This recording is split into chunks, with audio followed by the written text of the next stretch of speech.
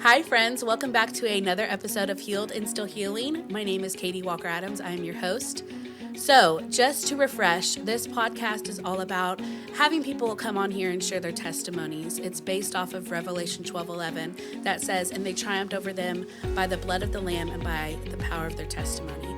And so I just have the honor of getting to have my friends come on here and share their testimony, share their stories of how they have been healed and have encountered the Lord, but also what the process of sanctification looks like as they are still healing. And so today I have a very special guest. Her name is Jaclyn. She is a really good friend of mine, and I'm just really excited for her to share her story about how she has been healed and what her process of still healing looks like. So please welcome Miss Jaclyn. Thank you, Katie. That was lovely. Was it? Yes. Thank you. Yes. Do people call you Jackie? Nope. Okay, good. My mom. I don't. So. Yeah, no, yeah. I kicked that habit in the 6th grade. I figured it was not my name. Yeah. Yeah. I love Jaclyn. Thank you. So yeah. Good, because that's what I call you. Yes. So Cool. yeah, from time to time, somebody will. They feel more familial than not. But I don't Yeah. try to correct people if they do. Yeah. Because, That'd be rude. yeah. Like, people don't like to be told what to do. Yeah. Yeah. Let's jump into that. That's a good jumping off Well, I don't point. like to be told what to do. No, it's funny. Yeah. So we were just chatting before this, kind of going over your life. And you've got a lot of stuff. Yes. Yes. You've been through a lot of things. Yeah. So I just want to jump right into it. Let's just not play any games. No games. Let's go for it. Yeah. If you don't know, we're doing a 2.5 hour episode today. So buckle up. Strap in. We will not Be stop prepared. talking, which could be so dangerous for us. No.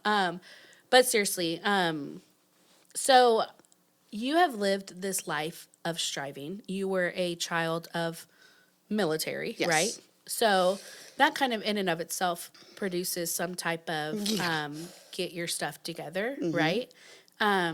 So let's talk about at an early age, what did that look like for you growing up in a military family? Well, you're right. Like, it's there's just this sort of standard and also separation. So there's this like authority, heavy authority, high expectations, not always confessed expectations. So you don't really know if you're hitting the mark. Yeah. But you just know that there's something that you should be doing that you're probably not doing. And very little, like, my dad being military, and I don't know if it was the military that did this to him, to be honest, but here's a fun fact I didn't share. I was untouched mostly by my parents. Like, when I look at how much I, like, constantly touch my children, like, hug them, kiss them, talk to them, read them things, like, they're on me all the time physically. Yeah. I didn't have any physical contact with There was no nurturing. No. No. And I'm 48. My parents were 20 years old when I was born, and so my parents would be 68. I don't think the generation just was different, very different. Like, my mom, it was a season where to get your kid to stop crying, you just sort of push it at the end of the hallway and let them cry it out. And where we would be not that generation, where we're more like, and we're not necessarily doing it right either, like the kind of hyper coddling and sleep with me in my bed, like that was like a no. Yeah. That kind of was not happening. But when I look at how my husband parents my children, that's how I would have prayed I would have had something like that. Yeah. He's very physically affectionate, very free with his words about how much he loves them. And my dad didn't really start telling me that he loved me till I was in my 20s. Wow. Yeah. That's not a good thing. Yeah. So Your formative years, you're not hearing that. I never had my dad never read me a story on his lap. Never. Not one time. He came to a couple things of mine growing up, like a gig I did singing, a couple swim meets maybe, but like just was not the parent that was like on the sideline cheering me on for things like that. Yeah. It just wasn't like that. I didn't even expect him to, because it was just so not what he did. Right. And my mom was very neutral, very neutral, very much a good compliment to my dad, personality wise, but just like not overly aggressive with leading me in a certain way. Yeah. And that was kind of the era of the time. that it just seemed very normal. Yeah. And I think maybe that's not military, but that's kind of the kind of gist of it in a nutshell. Yeah. Just not feeling loved, maybe? Kind of not, you know, like, I know that my parents were proud of me, and my dad would definitely talk about me to other people, but, like, not to me, Right. you know? So almost like a facade. Sort of. It didn't occur fake, but it was just not expressed. And I struggle. I have that. I tend to be more like my dad, and I tend to be like that. So Yeah. it's like I have to be on purpose with my kids. Yeah. And then Caleb, my husband, we've been married 24 years, and his family's opposite, Mm-hmm. entirely opposite, like overly affectionate, very expressive about their affection for each other. So we were like, like, it was a very. But that's good for your kids, though. It's great. Because they're getting It's important, love and to like, nurturing. Yeah. right? Which it's almost like you didn't know what you didn't have, right? And I was looking for it. Yeah. That was a problem. Okay. That became a problem. Yeah. Obviously. Did you look for that, when you got older in guys, like love and affection? Yes, like the looking for love in all the wrong places kind Yeah. of thing. Like I do not recommend forgetting to tell your children that they're deeply valued and adored and all that. And I look at my middle kid, my husband's told her, she's 11, has told her she's more beautiful than 1,000 sunsets, probably 6,500 times. And she is. She believes it so buff. She is. believes it in her heart, like that she is just the cat's meow. Yeah. And you could not tell her that she was not. She really does strut her stuff Yes, like she is it. Yeah, and it's just something that he like started with her, and had always said to her, and not with the first one. He talks with her differently. Yeah. But I recognize the benefit in her having that been poured into her so much, and juxtaposed how I experience myself is just sort of like, am I okay? Am I doing this right? Am I Yeah. remotely acceptable? No. And I mean, by the time I was, a teen and into all of that, I was already such a hot mess. Right. I was like a little hot mess Yeah. walking into those years, as it were. I already had a very skewed understanding of what anything was with men, with whatever. That was already a problem. Yeah. So, you ended up getting pregnant at a young age. Mm-hmm. So, tell me a little bit about 15 that. years old. Yeah, I was like horrible, obviously. But that definitely happened, and I didn't really even know how the human body worked, to be honest. Right. I didn't know enough to know. Did you ever have like the birds and the bees talk? I don't even remember. Not with my parents. No. Yeah. And they were like, don't smoke, don't drink. So I'm like, I'm not going to do those things. Right. But like, why didn't you mention, like, don't have sex? Right. It wasn't even on the radar. Mm-hmm. And I think it was probably the second time. And then I was pregnant. Wow. Yes. And it was like a military officer's son and me. And so my parents, and I was like 15, they swooped in and just were like, this is what's going to happen. Yeah. And it was over. Mm. And it was very little discussion Right. about it even after. Wow. At all. And we all have our perspective of how things occur. Like I just have my memory of things, but not good. Like I remember being in the room itself, and they've got those tiles in the ceiling where it's like a picture, and they have them a lot in dentist office. And To kind of distract you from what's going on. I would get real triggered with my dental cleanings, because I would like constantly be every 6 months seeing that in the ceiling. And then afterward, my mom took me to like Burger King. She's like, do you want something to eat? And it was like, I think that was like the beginning of my food addiction, to be honest. Really? Because I had this trauma. Right.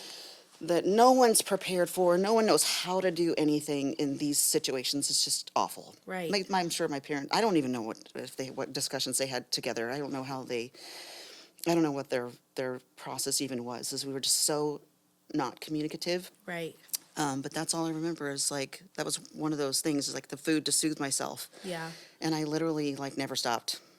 But you're also 15 at this Yeah. point. Like you're still Yeah, barely. a baby.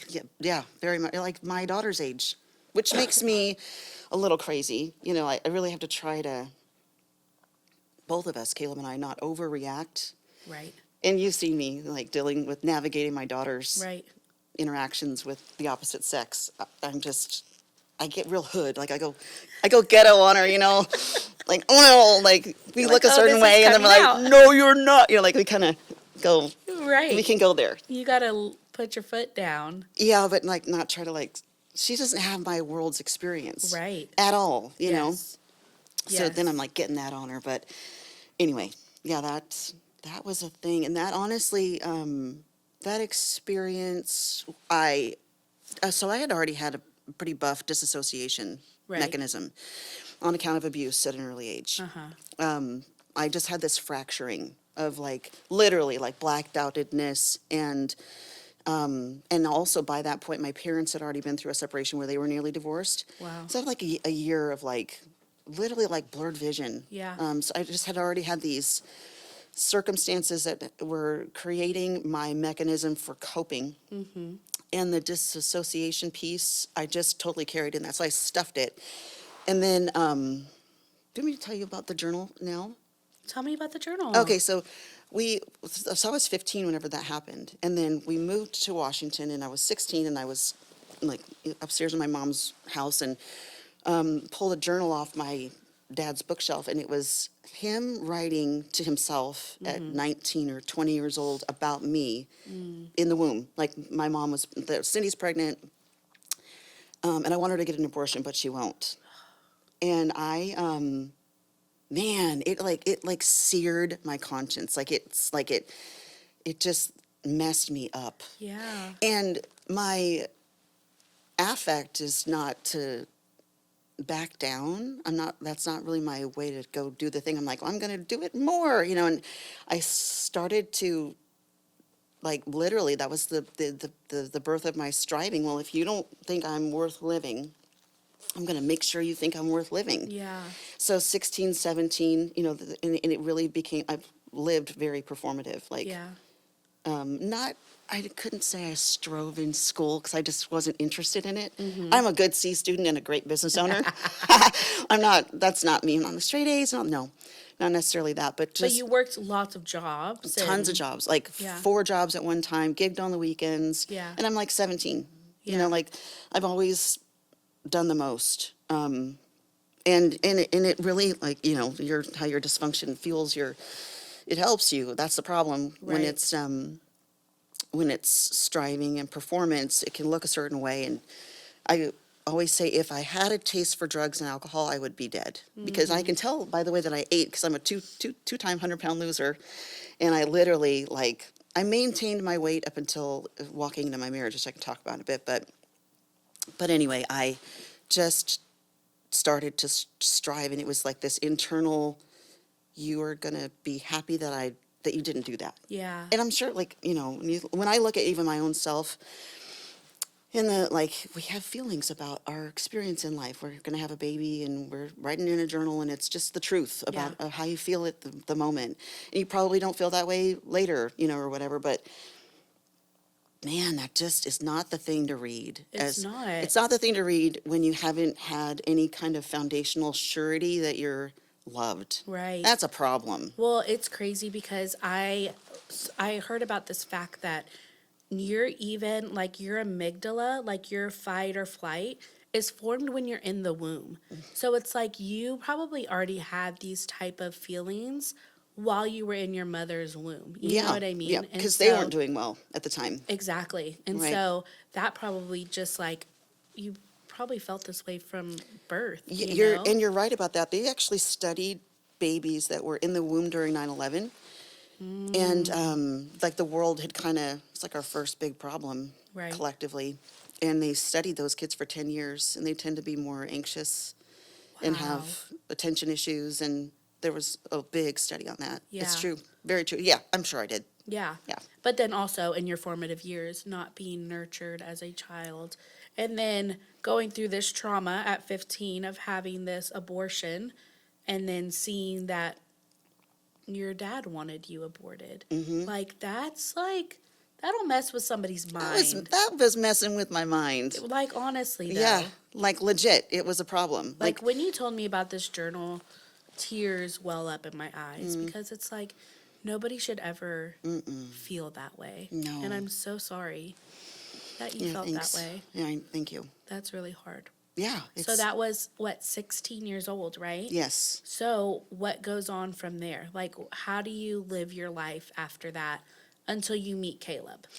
Like tough as nails. Like I'm, we laugh about things like type A personality or I was very cold and very assertive. And like Caleb used to make fun of me that I like didn't have tact. Like I would just say the things that were on my brain. I just like let it rip. Yeah. I wouldn't say I was a very nice person, not to him, not to Caleb, but I mean like I'm cordial and I was professional. Right. And I think I excelled being professional. If I know the rules, I can play inside the rules kind of thing. But I was just very obsessive about anything I was doing.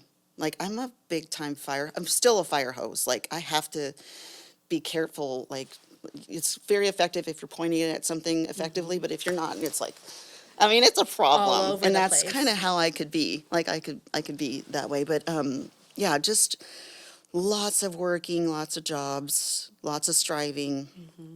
And then I actually dated somebody before I dated Caleb, and we had broken up, and then that's when Caleb and I met. And I actually like, it's like your first relationship in high school, and you think it's going to be the thing you stay The with love of your life. and you're just like a big fat dummy. And that just like messed with and so then I was like, oh, well, this isn't going to work, so this'll do. And that's kind of how I walked into my relationship with Caleb. And I was like not excited about it. And he was very excited about me. Yeah. So he was like, so we established this love avoidant and love addict cycle. Yeah. And he would be the addict chasing me and I was avoiding. Yeah. Perfect storm. And it was such a fun game too, probably. I mean, for him. Right. Like, I'm trying to like, It's all about the chase. I guess. I Yeah. mean, whatever. I mean, I just can't say that it was like dreamy or something. It just honestly wasn't. I really had made this, there's a few decisions I made in my life. When one of the big decisions was that I was never going to have a successful relationship. I talk about this whenever I talk about things, but like you have like in your trauma, like you do make these literally like life altering decisions. And one is very early with that bumblebee ride, which I can talk about or not. And another one was at that breakup where I'm like, oh, I guess successful relationships are just not for me. Yeah. And then I lived like that was the truth. Yeah. Into my marriage. That's not how you don't do it. Like you don't Right. set yourself up for success being like, I'll go into this, but it's not going to be it's not successful. going to work out. Like yeah. it's going to be loveless Yeah. and connectedless. Yeah. And that's kind of how y'all's marriage was for Yes. a little bit. Yeah, big time. Yeah. And yeah, and he, by the way, that was insert Jesus. That was when, and actually after the breakup, not even at the abortion, but after the breakup is when I was like, I gotta figure out the world. Yeah. I need to get a Bible. And I had a friend of mine, she was our piano player in my jazz choir, and she was like, and the guy was a drummer. Okay. We're all friends. And she's like, you need the Lord. Like, and that was good. That was like my only good friend that was like, you need to look Let's do something you need to look better. at the Word. Like Yeah. you can be helped with this. And another coworker asked me, or like, he was the person who was counter to me in a musical that I did. His name was Eric. And he was like, ask God to reveal himself to you.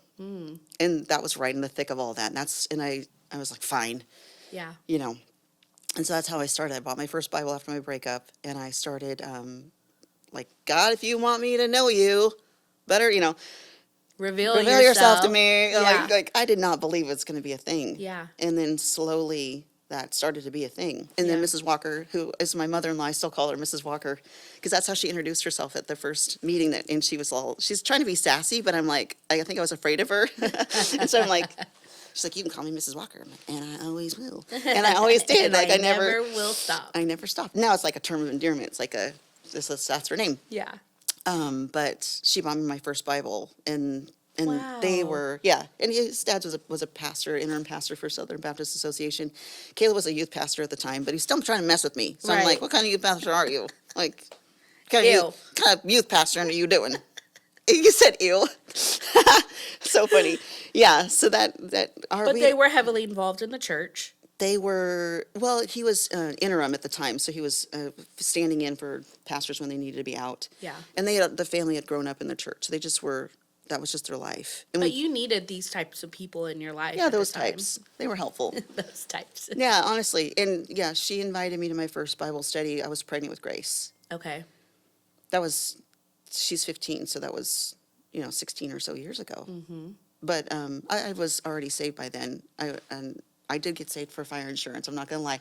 At 21, I'm like sitting in this, there's probably 12 people at this little Southern Baptist church. And he like lays out the gospel about like, he probably said, you can go to hell or you can not go to hell. And I was like, well, that makes sense. Like I'm already, I'm not trying to go to hell. I'm like fire insurance. It makes sense to me. I'm in banking. Like that's literally like this logical decision. I'm like, yeah, I'm just going to go You're ahead like, and do this this. is a black or white decision. Literally, I'm like, that sounds good to me. Fine. Like I wasn't like, I wasn't cutting up otherwise. I felt like it was just a thing to do. Yeah. And you were living morally. Mostly. Yeah. Yeah, I mean, except for Caleb, which probably didn't have great boundaries there, but for the most part, yes. Yeah. Yeah, and then, but it was a rocky start. So 6 months into our marriage, I found pornography on the computer, and that like blew up the whole world. Yeah. And then he got into recovery for that. So it was already, and it was like, literally, it's a self-fulfilling prophecy, right? Like I'm telling myself I'm never going to have a successful relationship, Right. and then I marry this person that has these issues. Yeah. And I was so judgmental and like appalled, at your way of addictedness. Yeah. Whoa, you're like, and then like it took me a while for me to recognize I was a sinner. Like I was so prideful. Because Yeah. it's easy for me to do the right thing. I've never struggled to do the right thing for the most part, literally. Right. Probably because I was so afraid of my dad, and then I got in banking and there's so much regulatory. It's like I can play in the sandbox if I know the rules. Right. I don't struggle with that. So all that to say, he got into recovery, and that kind of started the whole process of really getting exposed to ourselves and honestly a saving faith. And I think, I don't know, I don't talk about my husband's salvation, but I mean, he was already saved, obviously, from a young child Right. growing up in the church, but, there's just been a lot of continuous uncovery in recovery. Right. Yeah. Recovery's hard. Oh my gosh. No matter what It's you're recovering terrifying. from. Yeah. There's so much stuff. So much stuff. Okay, so you've found this on his computer or whatever, and you're like, When do you start? Because y'all started seeing a therapist. Yes. So when did she come into play? Actually, at that time. Okay. So, right, he went into recovery and he got a mentor. And he's been sober from pornography for over 20 years now. Come on, Caleb. Can you believe that? I love that. Before smartphones, praise God. I mean, it was like, Yeah. VCR tape stores. Right. Old school, Old Testament times. Back then, corded phones. You don't even know that. I think I've got sweatshirts older than you, by the way. Probably. But anyway, that mentor that he had during that beginning part of his recovery referred him to our counselor. Okay. And the counselor, that began a whole can of amazing in our life for about a decade. A decade. I feel like it could have been a good 7 years. So she was a little, can I say manipulative? Wow. So yeah. So she didn't start out that way, but she ended up that way. So, okay, like the kind of thing that happened in the middle was that, so Caleb goes into recovery for pornography addiction. And I think that was 2003. Well, like 2005, 2006 or so, I had gotten a new job that I was traveling for. Okay. It was fairly new. And we used to have something called classmates.com. Do you remember classmates.com? They're so old. It's like MySpace. Is that like how you connect with? That's like old LinkedIn, but like classmates? only your high school classmates. And I got a note from that ex-boyfriend that had like broke my heart, Yeah. saying something like, "I'm so sorry, and your husband's really lucky." Now, he didn't even like make a move. Right. There was no moves made on his side. But suddenly, I became enthralled with, I messed up. This is not what I'm supposed to be doing. I'm not supposed to be in this marriage. Obviously, I don't have any feelings here. Like, this is horrible. Yeah. Honest, it was horrible. And and my crazy, like, literally landed me rerouting my plane on the way back and stopping through the city that he lived in and having a connection that only went so far. And had it gone worse or more, that was the worst thing I'd ever done to anybody. It was the worst offense that I'd ever committed. Yeah. And that put me into counseling. So then when I got home, I was like, I don't know that I want to marry that guy, but I don't want to marry you. I don't want to be Yeah. with you anymore. And Caleb, like, imploded. And watching what I did hurt him, he had kind of, like, figured it out by probably breaking into my email or something. Right. And, like, knew what was going on. And then I lied. Like, I planned to go, but I didn't go. And I lied about it for 2.5 years. Wow. 2 years or something like that. Was that eating you up at the time? I was suicidal for every time, and I didn't know it. Every time I had so much ideology, I was always thinking about, how could this be over? I cannot be in this life. Yeah. Every time, and I didn't realize that I was feeling those feelings until I was leaving. So at a point after this long process, Caleb and I had this confession session where we were made ready to confess these things that we needed to, sort of like our step, what is it, 5, 9, whatever it is, which one it is, where we confess our thing. He had this, Okay, like, yeah, yeah, laundry yeah. list. He had like 11 or 12 things, and I had the one. Yeah. This is the one thing that I did to you that I need to confess. And out of that meeting was the first time I drove through an intersection that I didn't want to be hit by a car. Wow. And I didn't realize it until that moment. Oh, well, I have been really wanting to not live for all this time. I mean, it was messing me up. Sure. So yeah, that was literally horrible. Yeah. So, you told me about this instance where you encountered the Lord and you're sitting at the desk in Yeah. your house. Where does that fall into play? Gosh, so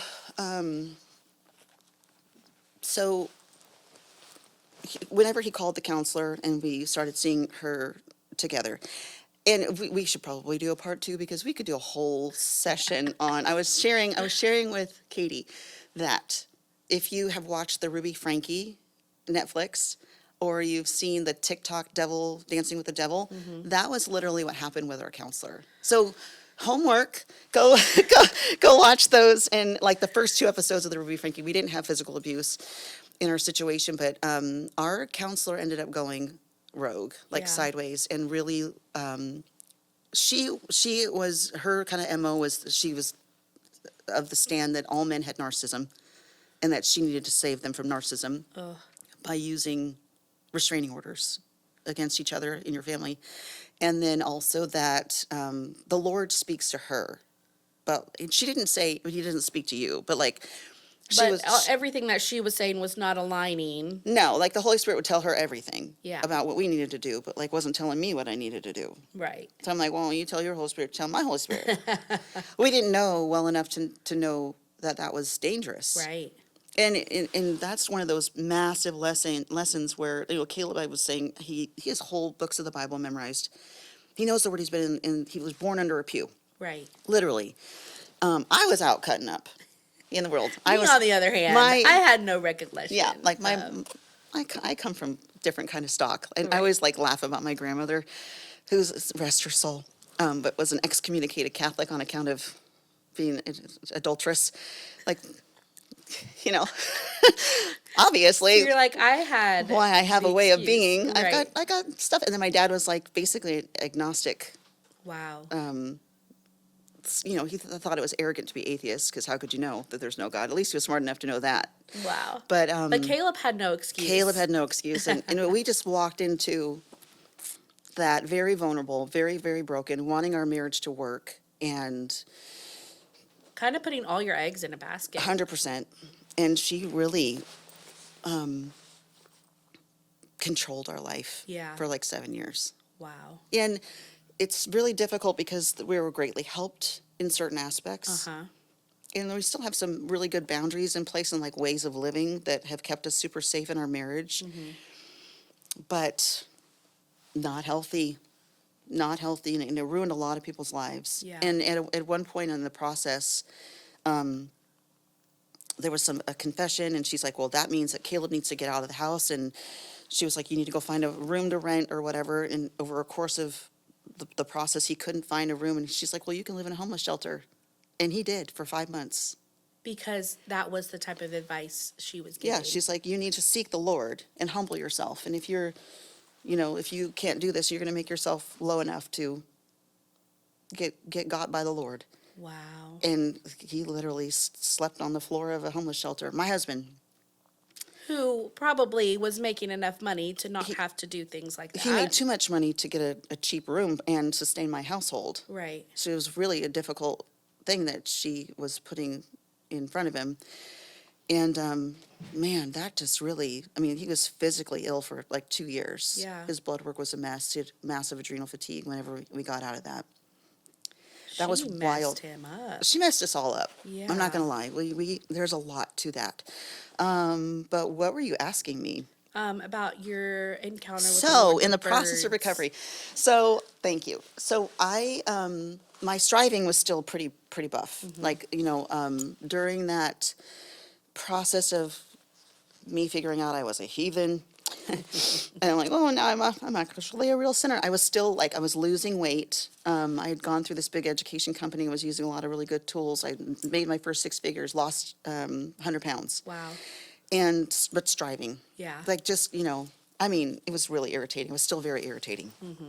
And I was in recovery, like 12 steps. So I went through it a couple times. And then I was addressing certain issues like abuse in a kind of a closed book setting with a closed group. And then I shifted to abortion, which was really difficult. I still haven't, and I didn't mention this yet, but my dad actually committed suicide in 2006. So right as I had that encounter with the ex-boyfriend, within 2 months, my dad was gone, 6 weeks. So it was a cluster. And then Caleb and I were on the outs. Yeah. My dad's dead. Yeah. And I'm awful. Right. And so anyways, there's, years go by of us kind of trying to work toward the process. And then I addressed my abortion in a closed group study through something called CareNet in Washington. They have a Bible study that was called Healing Tide for women who were post-abortive. Right. And I was the youngest woman in the room. Really? Yeah. And I was like 30-something, 35. Yeah. These women were 50s and 60s and had never spoken a word of it. And you would never know. Wow. You wouldn't look at them and be like, yeah, you wouldn't have any clue. It was just like anybody that you're sitting next to at church. And we're riddled with shame. Yeah. One couple aborted their first baby and then were never able to conceive again. It was in the 70s. And then adopted a baby that didn't bond with them, and it just wrecked their life. Like, she just heavily into drugs, and Wow. and then their marriage ended up dissolving after like 35 years. Another woman never had another relationship one more time, ever.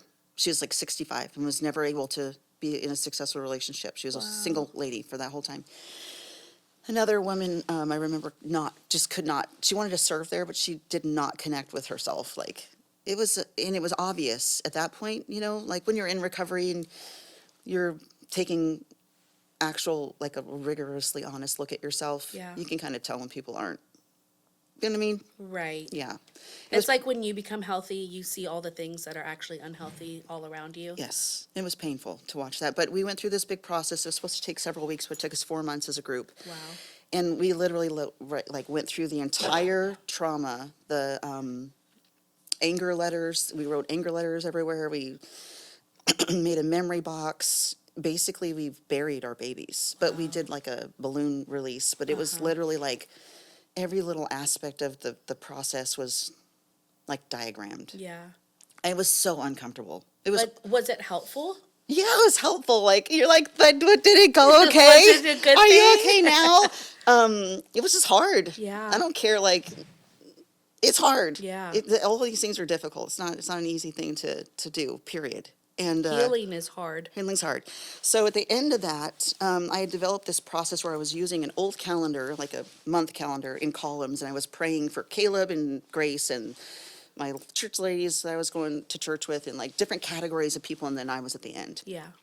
And this week that this thing happened, I had 2 dreams. It was like Tuesday, Thursday, then this Friday thing happened. So Tuesday, I had this dream that I murdered my best friend, and I was like shoving her I didn't do the act, but I knew that I had done it. Your dreams are kind of weird. Yeah. I was like pushing her under the water. It was like the beach in my shin water was like pushing her down, and I was, wow, I murdered somebody. Like I murdered somebody. Yeah. And I'm like, man, that was, and some dreams just really settle in you. You're like, Yes. this is not good. And then it was bad. 2 days later, I had this dream. It was like a VeggieTales cartoon, and I'm in like a car. I'm like getting, toggled around the hill, and like I'm being hidden from the authorities because I was a murderer and they were trying to hide me. Right. Like like I'm watching the little car drive from city to city, like to get away from the popo. And then I'm like, man, I'm just like feeling like this. I'm feeling a sensation of that I'm a murderer. Yeah. And it And- probably feels really real. Yeah. Right? Well, it is really real. That's always how I've described it, and I know that's probably uncomfortable for a lot of people, but I can be very cut and dry. My Yeah. friend used to call me concrete, or it's not gullible. It's just like very matter of fact. Right. And that's what is that? There's no other way to say it. Like, There's not. There's not. You give it to him like it is. That's what it was. Yeah. And then it helped me make it make sense. Like, why was I so ashamed? Like, why am I so worthless? Yeah. Well, because I'm a murderer. Wow. Like, I would be like, Jesus is a great idea for everybody, except for me. Wow. And I'm like, and it's okay, Lord, I don't deserve it. Like, I was like, that was my dialogue. I'd be like, you're so amazing, and everybody needs to know you. But it's okay if you don't want to let me in. Like, I'll just be like at the gate Yeah. with a sign. I love Watching you. from afar. It's okay. Like I never could accept entire grace for anything. Yeah. But But also, you didn't learn growing up No. how to accept love. right. So I'm a hard nut to crack that because could of be something. some conditioning there. But so I'm praying one afternoon in my office upstairs. I'm at the desk, and I'm like going through my Lord, this and that about different people. And I kind of get to the end of the thing, and I knew I'd put it on there, but I didn't. I was not. I was still uncomfortable. And then I hear my own voice praying out loud, and I'm like, I guess you want me to say this out loud, Lord. Yep. Like, it wasn't my intention to do that. And I'm like, wow, that was really weird. I'm like, compelled. And so then I'm repenting for my abortion, like in all the words. Yeah. Like, just really repenting. And then I feel the presence of God come on me. So I can feel it shaking in my sternum when I reflect on it. The presence of the Lord came on me so buff. It was really the first time, and I have never felt that pressured again. Yeah. Like, literally like a physical pressure. I was like bent over, like, whoa, Lord. Like, and I knew it was God. Like, Right. there's no not knowing. Yeah. I knew it was the Lord. And I was just like, ooh. And then I'm like, oh, Lord, thank you that you're here. And then I'm like, you're scaring me. I was like in the middle of like, you're awesome and you're terrible. Like, this is a Yes. lot for me. Like, I was having like a very ambiguous experience It's with, the fear of the awe. of literally, it God. was like, yeah, it was Yeah. literally that. And then I couldn't even hardly look my eyes up. And I was like, oh my God, Lord, thank you so much. Like, please stop. And also don't leave. Like, I Yeah. was saying this. And I'm like, would you please send a bird so I know that I'm not crazy, because I'm feeling kind of crazy. And this crow goes by my window. And I was, oh, thank you so much, Lord. Like, that is amazing. Thank you so much that you did that. And then another one goes. I'm like, oh, you are extra. Like, thank you so much. And I'm still kind of like heaving, like, Yeah. I'm not crying. I'm like, I'm just like in shock. And another bird goes by, and then another bird, and then another bird. And then within a minute, there's literally 1,000 crows swarming around my window. I've never, I just never had anything like that happen in my entire life. I'm like, Lord, you are just outrageous. You're so good. You're so outrageous. Yeah. And I looked that up later, and that, a flock of something, it's called a murder of crows. Wow.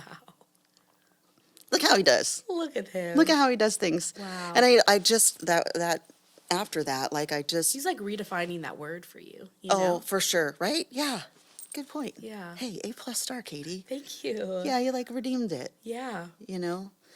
But I never I was never the same again. Yeah. Never the same. Yeah. That was at 35. I was already for sure having saving faith at 26, but that, like, I just walked differently. Like, Yes.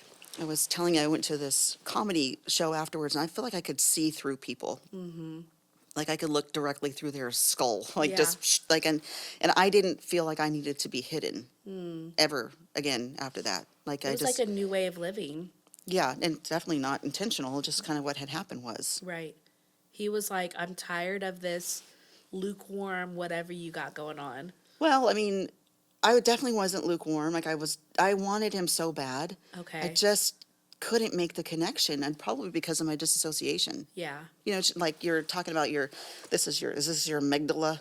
Like, you flip your lid and you expose yourself. Like, you can't function because you're in fight or flight. So this part of my brain was so riddled with issue that, Yeah. like, I was too protective, and I just could not allow the Lord to be the Lord. Yeah. I was so holding on to Yeah. my experience. So you reconciled with Caleb. Yes. At some point. Yes. Yeah, and I honestly think we should probably do that whole thing separate because it's such a story. Yeah. But at a point, Caleb said, I'm not doing this anymore. Like, this is crazy. Mm-hmm. Like, he was the one that snapped out of it. And we were literally everyone in my world, my besties, my family members were all involved in this counseling situation. Yeah. And Caleb was the first one there was a shunning. Like, he left, and it was a massive shunning. He was like, everyone, we called him evil, and like, he is evil and astray, and like, cannot be redeemed, and unless he Wow. comes back to the fold. It was like, they didn't say words like that, but kind of. Yeah. And then I was like, wow, like, we're not going to get better then, because he's not going to want to come back to do the thing. I thought Right. there was just no hope. And I started asking the Lord for a divorce. Okay. Hey, God. Hey, God, hey. Remember me? again. The one you love? Can you justify Can you this? help me find your words in the Bible to make it right and make me righteous in the way of getting out of my marriage? Wow. So much so. But I didn't have any grounds. I literally had no grounds. I had no grounds. Right. There was never, even in our process, there's no abuse or anything, adultery, substance abuse, nothing. Yeah. And so there was nothing. It was just like, you're just to make this decision. Because I'm not happy. Yep. To end your covenant. And the last part of that, he led me into a covenant study. It's a precept study. And so, by the way, note, like, it's not there. You're gonna not get that. Yeah. He's not gonna lead you out, I don't think, unless, I don't know. I know that there are people that are genuinely abused, and there's a lot of things. In my situation, the Lord showed me when he cut the covenant with Abraham, and like said, get all these animals and line them up. And then he murdered them. He like sacrificed them. Right. And there was this big trail of blood, and he said, may you be as dead as these things if you sideswipe my covenant. He said it differently. Right. But I was like, oh, okay, so it's like serious, And then he shows the connectedness between the Old Testament and the New Testament. This is what was said of him, and this is where Jesus has been, and this is where he showed up in the New Testament. I love a meta narrative. Like, that's just, I love it. And it ended up softening my heart. Yeah. And I remember, like, not being attracted to Caleb. By the way, he looks exactly the same. It was nothing to do with anything, how he looked or anything. Dad Right. bod, nothing. It was just like, I just didn't have affinity for him because I was too riddled with my own inability to be loved. Yes. And he just softened my heart toward it all. Wow. And he actually led me to seminary during that time. I was in seminary for a time in some master's courses, and I wrote a Bible study on the Trinity. Okay. And then I wrote a Easter study on the tabernacle, and we like made the tabernacle out of candy, like the veil and all the mercy seat and all of the altars and such. Wow. And then did like is it Seder service, like parts and components of it, and invited him. And that was kind of like it was sort of, from there we just ended up reconciling. Yeah. Wow. Yeah. And that was how long ago now? That was Grace, so she's 15. Okay. So it was like 13 years ago. Wow. Yes. And we were, wait, am I wrong? Yeah, because then we had Ava. It was like maybe 12 years. We got pregnant immediately with Ava. Okay. Yeah, that's how that happened. Yeah. Yeah. So obviously within the last 13 years, you still had to go through healing and just more stuff. I mean, as every marriage does, every marriage is not perfect and you have Yeah. to go through your things. Mm-hmm. So what has life looked like in the recent for you and Caleb, for you and your family? Yeah. So we were married 9 years before we had kids. Like wild. I don't know how that happened either, I but know, we yeah. just didn't. So that era was all recovery. Yeah. Like we were just in it for like a decade. And then even still after that until Ava was born, she's 11 now. And then once we broke free from that, Caleb did go to a different counselor because we had a lot of unwinding to do Yeah. after that. And he had another counselor that was really helpful. Thank goodness, it was helpful. And then it was almost like things started to get better. It took a couple years. Like you couldn't even mention the Holy Spirit in my house for like 2 years. Caleb Wow. was not about it. Because it was like, and he very sensitive about being told, what did God say about you? Like PTSD. he was not trying to, it was a hard time reestablishing footing in our identity and our faith. And he was still kind of resistant even to engage in church. Yeah. And I would say it's different where we were living. Yeah. Very different. These people just be making it up. Like they Yeah. just do it the way they want to do it. Really, And these false prophets out here. Man, it's Crazy. a hot mess in these streets. But Which is why it's so important to be biblically literate and to know your foundation in the Yes. Bible, in the Word, in the Lord. 100%. Because things will come by and it's like, oh, that kind of sounds good. That kind of looks good. But it's nothing No. of the Lord, you know? Yeah, that's the biggest takeaway from that season with their counselor. That Yeah. is, and the worst kind of abuse is that of a person of faith injecting their crap into you and you're not able to detect it. Yeah, that whole thing, there's whenever you're in banking, we're studying, money. Like, what does it look like on the teller line? What does the real stuff look like? You don't spend time studying a bunch of fake money. Right. You study the real, authentic, so that you can identify when you've got something counterfeit. Right. And we do not examine the word to the degree that we need to, so that when we're confronted with something counterfeit, because it's so subtle. Yes. And if it's a person of faith, you can be very easily swayed, especially if you're hurt, you're Yes. vulnerable, and you respect somebody. There's some innate authority, Yes. and it's dangerous. Yeah. Yeah. So, I mean, and anymore, I mean, this is a decade ago or whatever. Like, think about it now. Everyone's attention span's 15 seconds long. Yeah. You know, like most people are cracking at either an app versus the word. Like, Right. and that can change as a heads up. Like, it doesn't take much to edit a Wikipedia. Like, all. At all. So, like, hey, I'm not a fan of that. You really do need to know the word for yourself. Yes. Or you're in trouble. So it probably took so much time to rewire It all did. of the things that you were hurt by, manipulated by, from this counselor Yes. who you had put a lot of faith into. Yeah, but at that point, I feel like we kind of started living real life. Yeah. And with a much more solid foundation of what we knew to do, which is go to the word. Right. It's we're still kind of sorting life out. Like it's not, there's, and I never really talk about this part, but like not very long after we had Eleanor. So we had Ava, and then we had 36 months of wanting a baby and not having a baby, Yeah. which, for us didn't happen. The other two times we got pregnant was like, we knew where we got pregnant immediately. Yeah. And then we had Eleanor, and she had Downs diagnosis. But even that wasn't like, it was hard, Yeah. but it wasn't like devastating. Right. Like everything is elevated on a foundation of workability. And now we actually can thrive. I feel like people maybe they're just healthier than us. It took us like 15 years to get that sorted, and now we're able to like live a life of, I would say we're hyper blessed. I'm not going to undershoot that at all. And a Yes. lot of times whenever we look back at everything, I do kind of hang it on, my husband is obedient. Yeah. I'm obedient, but my husband is obedient. Yeah. Like he actually is. Yeah. Like in pretty much any and all things. And he's very, very blessed.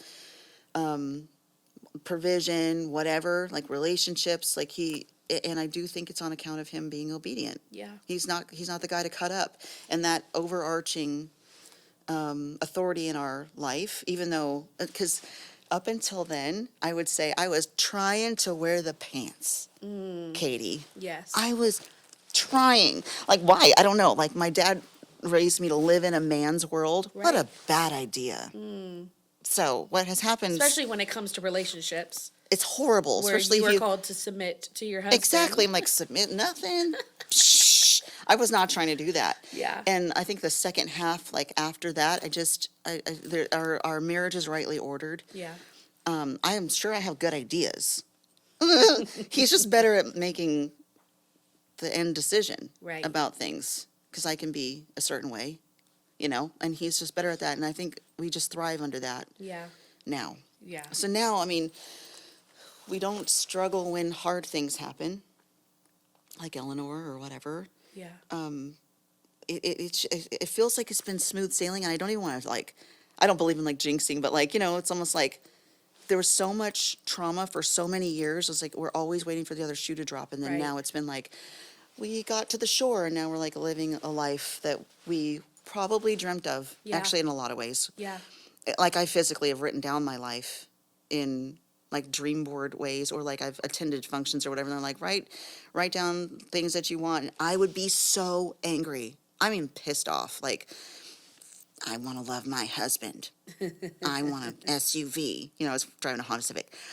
I want to work from home. I was so mad. Like, I want to live in Gig Harbor. I was like, whatever. And I Yeah. threw it in my Bible. And like literally pulled it out years later, and it was all of it and beyond. Yeah. I feel like for me, from the outside looking in to your family, like y'all are incredibly blessed, It's because we've been Just- through hell. Right. We know hell, how that might look if we just are left to our own devices. We're totally ridiculous. We Man. cannot go off the rails. Because my rails, man, I Yeah. will mess up my entire world. So not like we have even a desire for it. Lord just literally, I used to ask him, make me willing, Lord. Make me willing. Please. Make me willing to like my husband. Make me willing to do the work. Make me Yeah. willing to look at my own self, my hard things, repent, all of it. Like, I need your help to make me willing. Yeah. And he has done that and more. Yeah. And what you see is the truth. Like, what you see is what you get. And that allows us to be, hopefully of some service to other people. Yeah. Like, the thing your dad said this weekend was that the most compelling thing about you is your testimony. That is the fact. For sure. Like, we've got a lot of good things going on Yeah. in a lot of ways. But how did you get to this point? There's what's good. nothing more important than the pit he saved me from. And that my story is literally everybody's story. Yeah. It really is. I used to think, because when I was coming up in recovery, we didn't have social media like this. And now I know y'all are a mess.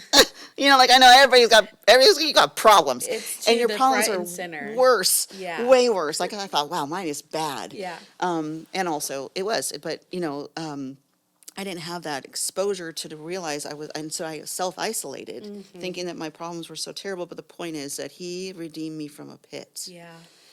And it was self-imposed, but he restored everything. When I had my first daughter, I didn't believe I could have a girl. I didn't believe the Lord. I'm always asking him, and I'm always approaching him up until this is 15 years ago, where I'm like, Lord, this is what I want, but it's okay if you don't give it to me. Like, I love you anyway. I will love you till I see you. I'm fine. But like, if you could just maybe give me a girl, it would be so cool. But it's okay if you don't. And I totally thought I was gonna have a boy. Yeah. Didn't.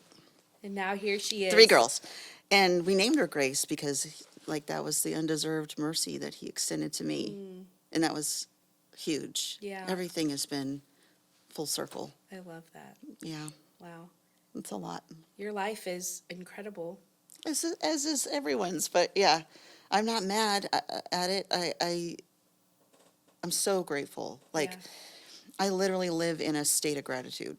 I really do. Like, that's all I want to do, is meet my potential and be pleasing to the Lord. Yes. In our school, we say, know God and make him known.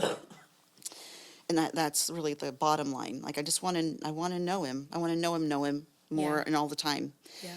And I want to make him known. And like what your dad was talking about this weekend with making that the most compelling thing. It's easy in this, like, this day and age, like podcasting and influencing and like doing your Instagram or whatever, where it's just like, okay, like it's so flat. And in reality, like, if we all need to share the most important part of our process, and I do believe that that is absolutely it. Yes. 1,000%. Yes. Beyond a shadow of a doubt, that's the most important thing, the most compelling thing that ever happened with me, to me, through me, till death do I part. Yeah. And I love that you're here to be able to share that. Yes! Praise God. Praise the Lord. He saved us from communism. Here we go, guys. Buckle up. We're just getting started. Yes. No, but I'm really happy that you came today and that you shared some of the like really deep, dark things about you. Thank you. You know, it takes somebody very brave to do that. Well, I cannot be more proud of you, though, Katie. The minute you said you were going to do this, I was like, yes. Yeah. And then she's like, I would like to do this once a month. Would you? I'm like, you mean once a week, Katie? Yeah. What are you? You were. You need to reassess your approach, my child. But you are making this kind of thing makes space for people to share, and that is, Yeah.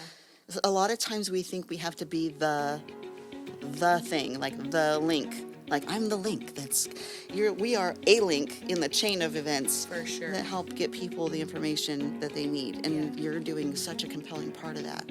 And I can't imagine what it's going to be like for you for the rest of your life. I know. I hope you don't get too famous, and then, because I'm very clingy, so I'm going to, but You're like, I'm coming with you, Katie. I'm super proud of you, Katie. Thank you. Yeah. Thank you so much. Thank you. Thank you for being one of my first 5, right? One of my Something first like 5? that, yeah.